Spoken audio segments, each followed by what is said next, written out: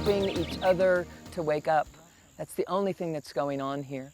In fact, I reference that whole idea as what I call the bus stop conversation. So you didn't get here through the stork. It isn't at all that story. The true story is you got here riding a bus, okay? So in order to catch the bus, to come in to planet Earth, you were hanging out at the bus stop and you were recognizing that this is where I'm supposed to sit, to hang out, to wait for the bus to come. And while you're there, you engage with other people in conversation, basically saying, what are you going in for? And what are you in for? What are you going to do? And one person says, well, you know, I've been waiting a long time. I can't wait to get in. I want to have this huge experience of forgiveness. I hear it's amazing. Another person says, I want to have an amazing experience of courage.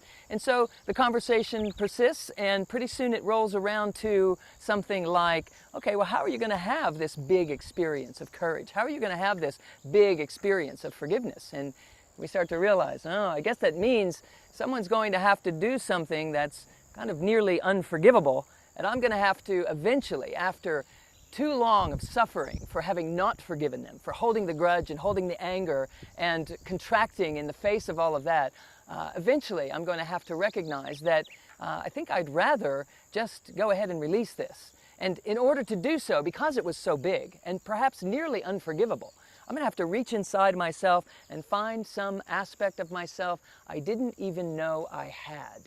And no other set of circumstances could possibly call me to do that other than the ones that I'm going to have to orchestrate. So everyone says, well, what's that going to look like?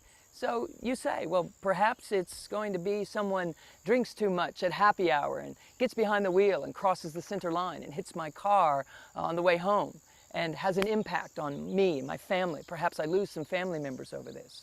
So when I get tired of holding the grudge and living in the pain of that over a long enough period of time, ultimately, what I will do is reach inside myself and find an aspect of my personal power, an aspect of my power I did not even know I had. And that is the beauty of the bus stop.